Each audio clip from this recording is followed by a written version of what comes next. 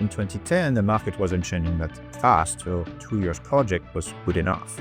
We don't have, the same interaction now with customers and buyers, right? They want self-serve assets. Can we get access to your demo environment? Can we get a sandbox? Just provide a ROI calculators, give me my business case. And they want everything fast, right? And then the questions we're getting also different. What's your data residency story, right? Are you ISO certified? How quickly can we get into a new country? Can you set up a connector? Or things like, if something breaks at 2 a.m., who wants the incident response, right? Who's going to answer? Right? We don't sell tools anymore. We really sell workflow services, right? And that's really what we do, business processes. I think we can relate so much to this that when we ask parties in a meeting, what is your timeline? When do you want access? Well, the typical answer is yesterday. Everybody wants to be live right now.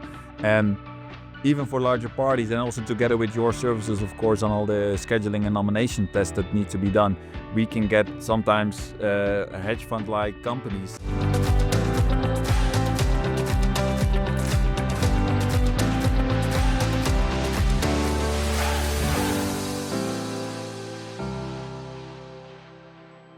So, Benjamin, welcome to today's episode. I'm very excited about today because this is going to be such a good one. Yes, so we have today here Benjamin, who is General Manager of Energy One, specifically of the European division.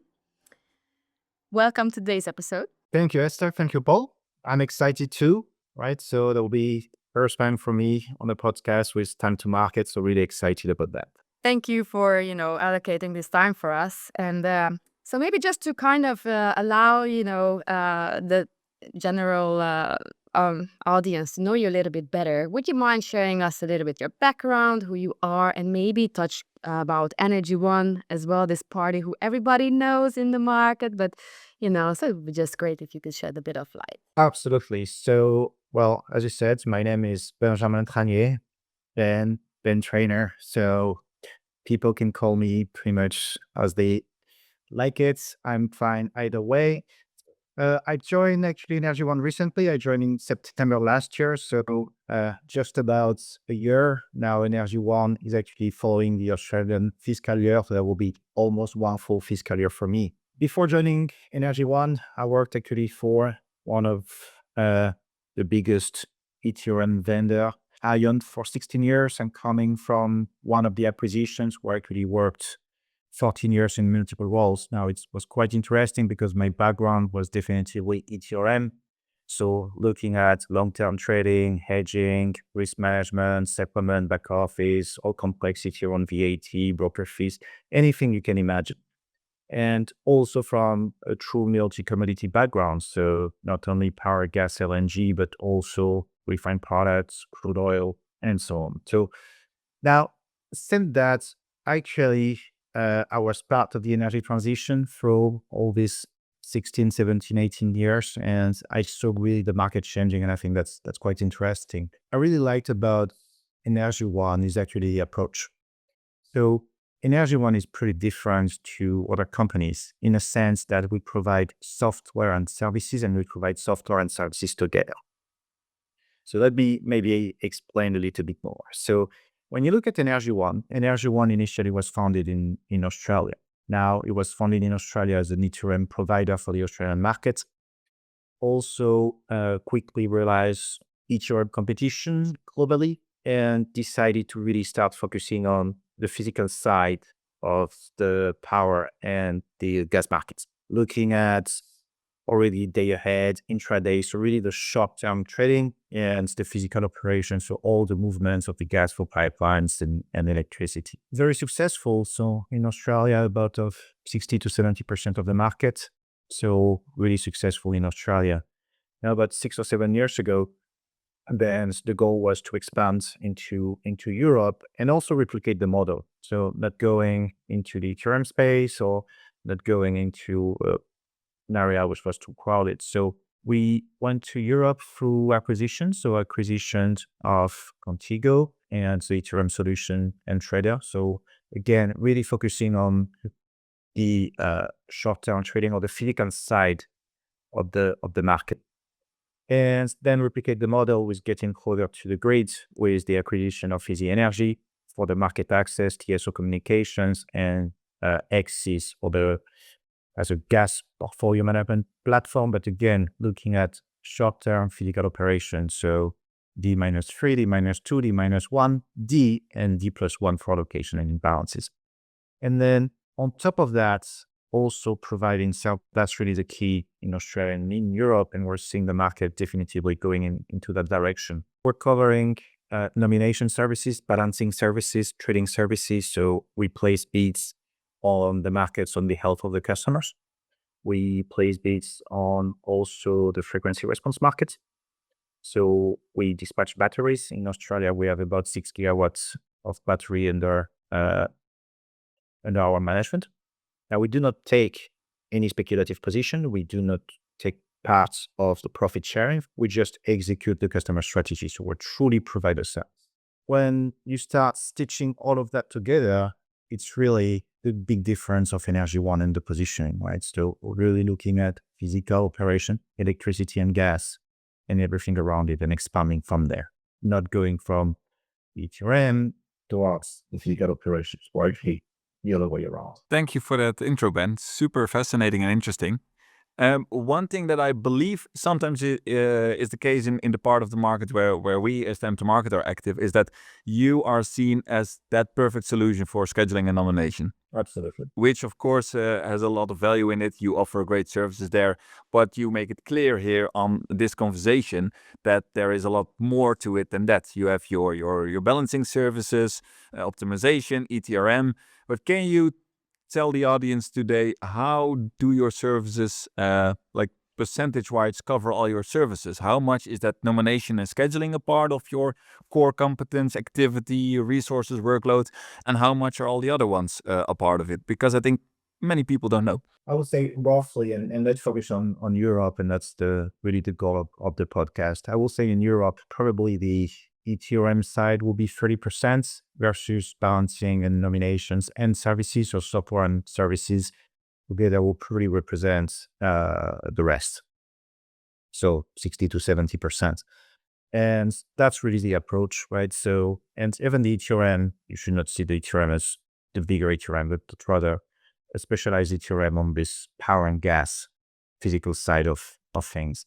Our approach on the balancing and nominations is really to go and make sure we cover all the markets in terms of market access. So being able to send nomination to all the grids, including smaller grids like North Macedonia, for example. So that's really, we really want to have is pan-European coverage, not only focusing. So, and that's quite interesting because we're seeing maybe, 5 years ago, that was Western electricity going east. Now we're seeing entrance from the east going west. So it's quite interesting to see that coupling of the European grids and the ability to actually bid and move power across Europe. And when you look at this division between power and gas, how do you see the balance there and how is it changing? Well, I mean, definitely changing. So first of all, the gas, obviously, with the recent or relatively recent geopolitical events, completely shifted. Right, in Europe, 50% of the gas now is coming from the US. It's pretty significant, right? That was pretty much known 5 years ago. So it's a big shift in terms of LNG import. The electrification is a fact, right? So no one can go against that, and it's going to continue. Nonetheless, gas is still very much present, and I still see a lot of development in the gas, especially with, so you can look at the biogas, so biomethane, also known as renewable natural gas, RNG. You can also start looking, and that's probably the future, but with the hydrogens and the carbon capture, then you can create methanes, right? So for the methanization process.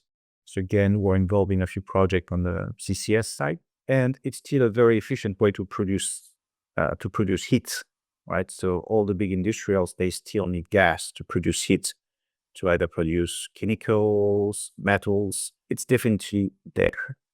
And then again, from a power or electricity generation perspective, then gas is very reliable, right? CCGT is a very reliable way of generating power, especially with all the renewable assets. then I think it's going to still be a topic for the next 20 or 30 years. So we're definitely pushing for the gas and backing for the gas. Slightly different usage, but still very present. And you made one interesting point here about the industrials. And this is, I believe, also a topic you had a recent webinar about, how industrials are using your services to cover their European footprint.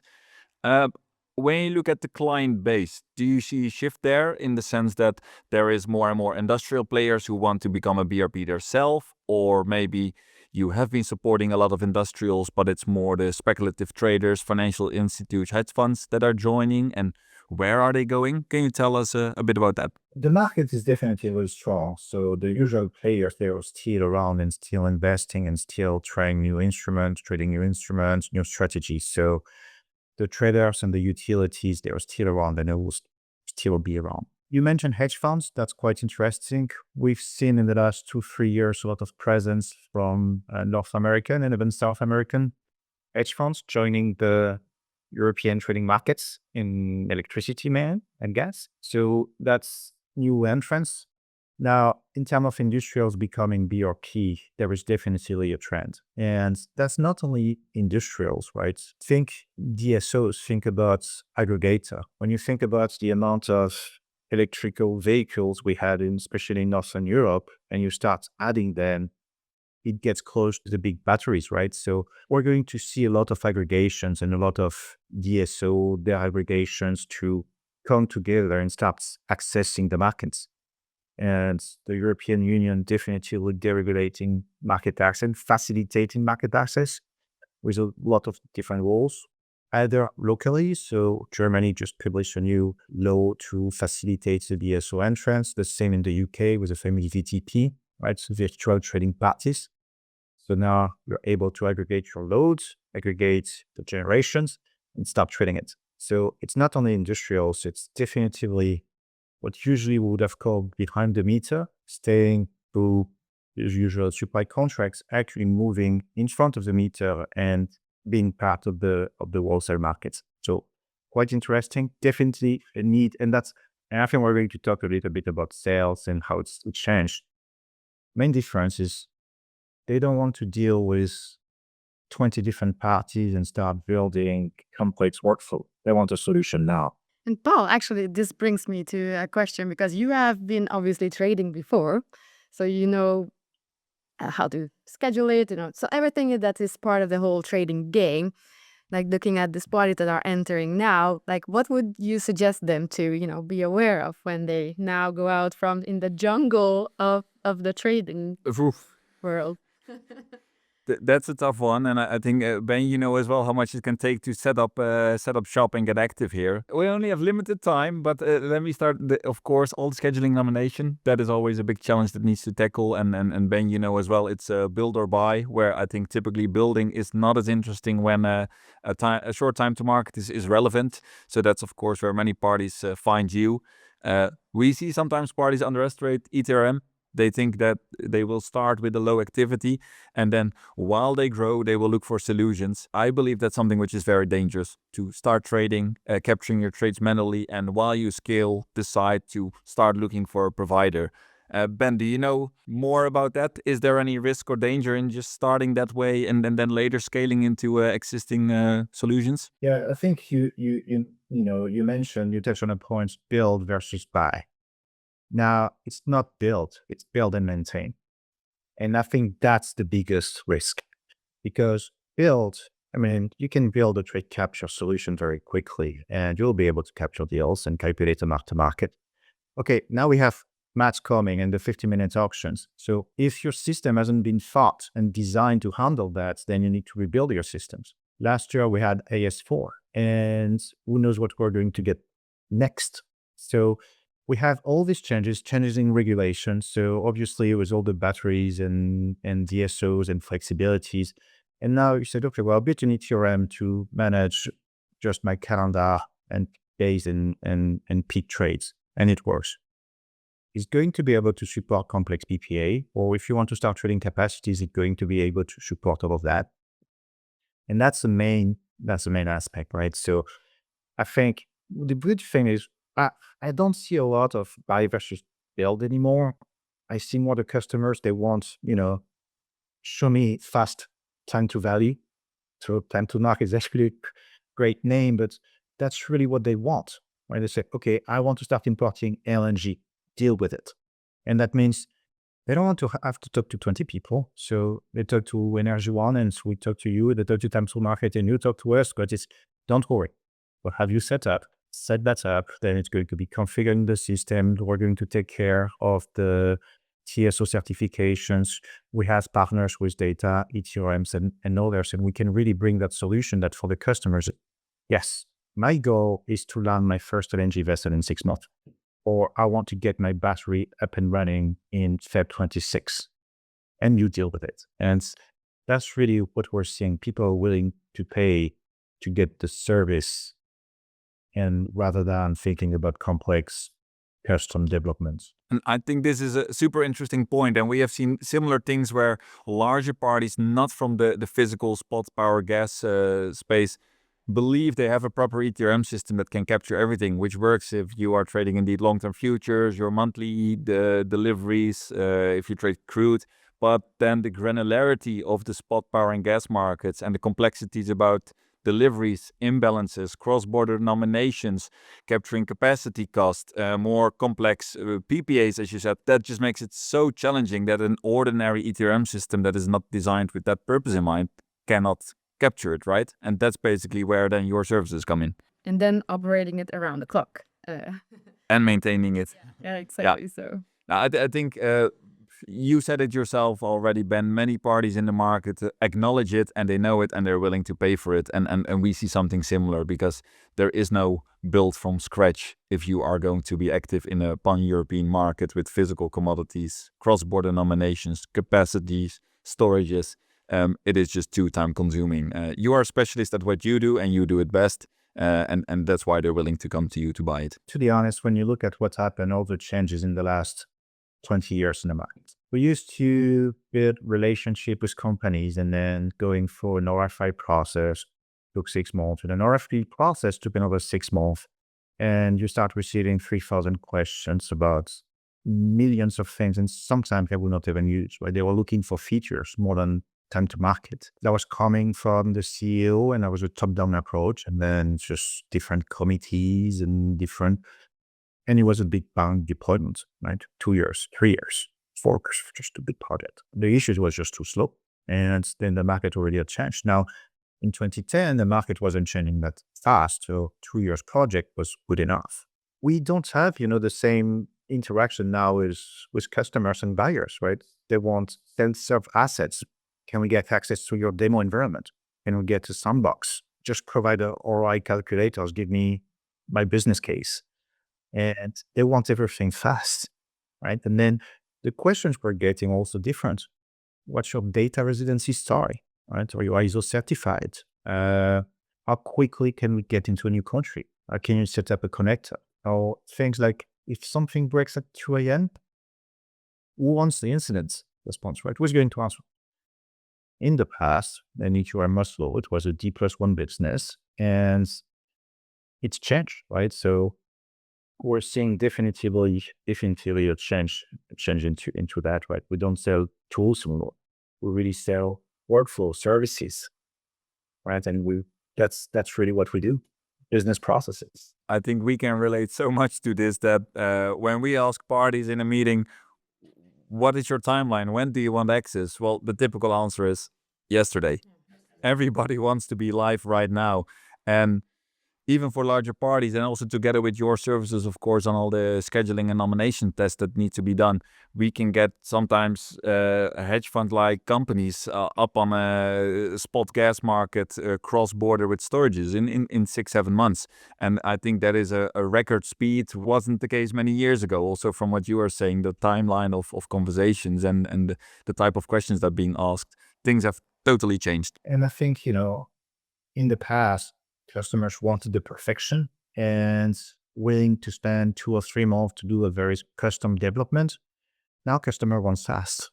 So they're willing also sometimes to compromise on a manual process that can be automated later, but to get a faster entrance on the market. One other question that I had in mind, and some of the topics that you mentioned, Ben, relate to that. You were talking about new developments, the 15-minute auctions, of course, on spot power. You mentioned the AS4 certificates in Germany, let's say new scheduling solutions in North Macedonia, offering your live portfolio optimization, balancing services. That's all very resource heavy that you're mentioning. Can you walk us through, and don't share if you don't want to, of course, but what type of organization is resource-wise? How many people are there? Which offices do you have? And how can you realize the development of these services? Is it 5 people? Is it 20 people? How does that resource balance go to deliver these quality services? So what we do, we actually create center of excellence. So we try to put together product expert, market experts, customer success, so people talking to customers, and we group that with development capabilities.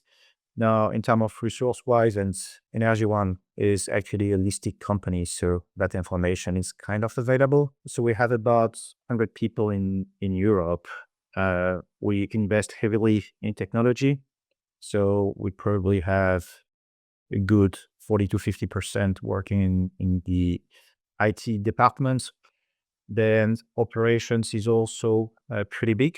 So we run 24/7 operation. And so there is a big part.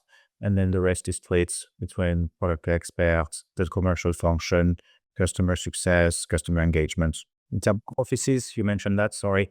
So we definitely have Paris, Aalst in Belgium, and Solihull, a small town close to Birmingham in the UK. With the team available and then expanding your products and your services, how does a country like, for example, North Macedonia come onto your radar, and why do you start developing there, and why not other countries? What pushes your strategic decision making? Is it vision? Is it clients? Is it other opportunities in regulation? It's definitely a mix of everything, right? So North Macedonia is just a small example, but the idea is definitely really to go east. Now, why North Macedonia? It's because we already have all the others. So that's really, it's a strategic choice of keep expanding east. So that's definitely the approach there. And then it's coming from customers, right? At the end of the day, we work for our customers, so we listen to them. They provide feedback. So we still do some analysis, and we're open to also do one-off partnerships with them to let them enter, contribute us, and then we can reuse in the future. And when you look at the types of services and the geographies that they are in, do you see a clear distinction between, let's say, industrials, aggregators, asset owners, or speculators between the zones? Is there parts where you really see the speculators and where you really see only these asset players? For some reasons, which actually probably will be studied in the future, there is a lot of prop trading firms in Denmark, or at least in that region. And that's really good. It actually concentrates, I would say, that vertical. We see usually the hedge funds, they move from the US and London to London.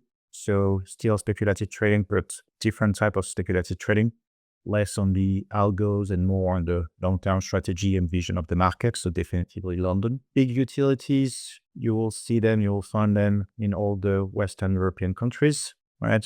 Germany, France, Netherlands, for example. Industrials, then I would say the European belt, so Netherlands, Germany mainly.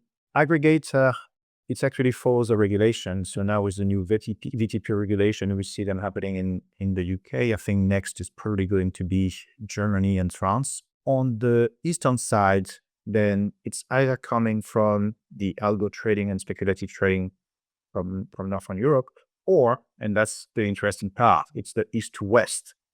It's utilities in Eastern Europe starting looking west and realizing that they can actually buy and sell in pretty much every European countries with the right systems and solutions. We have discussed a little bit on, the offerings and your products expanding into new markets as well. And I was wondering, AI is, we only hear AI these days. Some people still play with it, and just getting to know each other, put the hand in the fire. Where are you guys, and what do you do on the AI side of the developments of the product? We definitely are going in the AI direction and the AI transition.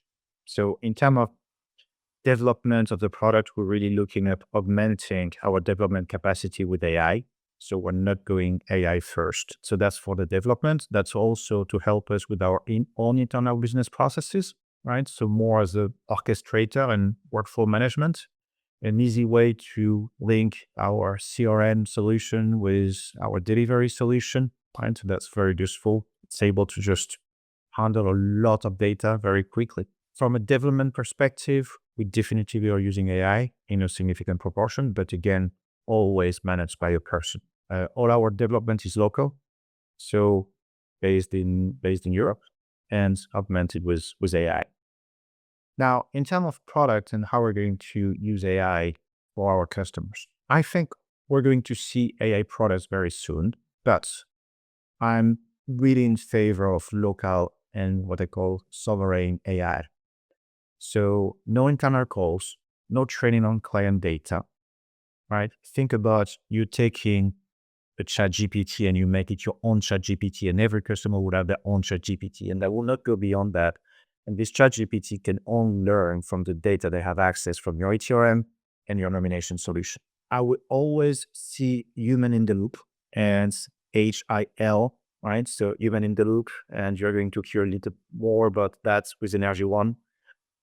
But think about that way, right? The agent drafts the day ahead nomination or the bidding matrix based on certain rules, again, with no access to external data. So based on what is so and your strategy and your limits and your mandate. And then the operator would approve, and with just one click, will send it. Or you have an intraday bot that flags a gate closure risk because it's seeing something happening, start preparing an audit trail and starts reporting that issue, right? So to me, AI, I need to summarize, belongs inside the Red Book with guardrails, but it's not guesswork. So it's not about ChatGPT, go and trade. And Benjamin, I suppose, customer support is still quite a large part of your work. Can you imagine a world where customer support is taken over by a bot? I don't think so. I think still people, they need to talk to people. You see customer support and customer success and everyone. So why do we have people in the first place? So is it going to be the AI agent from the customer talking to our AI agent, trying to find a solution, and then you don't have the human in the loop. Now, with AI, if you imagine we have our customer support system where you log all your tickets and you have 2,000 resolved issues. Now, when the customer starts capturing an issue, my nomination, I'm getting an ACK something. When the support analyst is getting the ticket and looking at the ticket, then the agent can actually start looking and proposing solutions. So then the human in the loop finds a quicker resolution to the problem and solves the solution. But no, I don't see that happening. I think there is this big thing of AI. We're definitely going into an AI transition ourselves, but also always thinking of that human interaction. I think that's important. And you see that at the Energy Trading Week. You can see that it's the world, all the big events. People like to talk to people. We see exactly the same. Our clients want to talk to us, of course, or just leads party. They want to talk to us whenever it's about support by mail or meetings. They want to talk to us. And also when we are dealing with an Adobe platform or whatsoever, and you want to have an invoice or an issue, nothing as annoying as talking with an AI bot that doesn't really help you ahead of things. So we are on your side.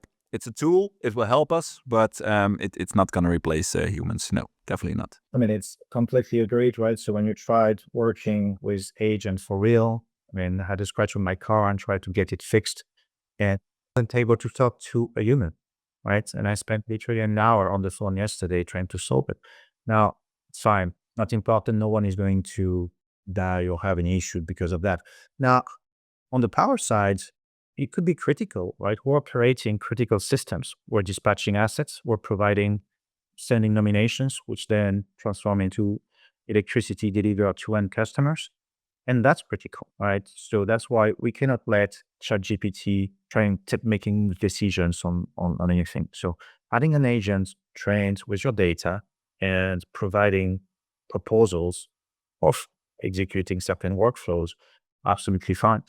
Sending nominations, and if you get an anomaly or if you get anything, a mismatch, then flagging it and say, well, it's probably your asset ABC because of that. That's very good to save time, right, to go faster. But taking a decision to redispatch an asset based on something, I think it's very dangerous. And when you have a problem, the last thing you want to have is a discussion with the boss. When it's a nomination deadline, gate closure. Ben, one other point you mentioned here, of course, dispatch assets being very close to the live market. How much of what you see with all your clients is really on the aggregator side, supply side, asset side, and how much is it just parties being more of the assetless speculator? We tend to be a bit more on the assetless speculator side, but we also have clients into assets supply. But what is it that you do and see, and how are your services aimed towards these parties that have assets? The service is sparse. So the out of hours, the dispatching and the balancing, it's mainly for small assets owners, but we're start seeing actually bigger and bigger and bigger companies outsourcing their services, their balancing for multiple reasons. Could be work regulations in certain countries. So we just facilitate it. And the fact that we're also based in Australia and we have a dispatch desk with 25 people in Australia, then really helps because the nights are done during their days. So it's a lot easier to have fresh people, to have people focused, and also the work-life balance, it's a lot easier because they do work during their day. So we're seeing larger companies outsourcing their operations. Now, in terms of the percentage, then obviously when you look at our software, I would say it's probably still a very large part of utilities and traders using it more than aggregator, but also the concept of aggregator accessing the market is very, very recent.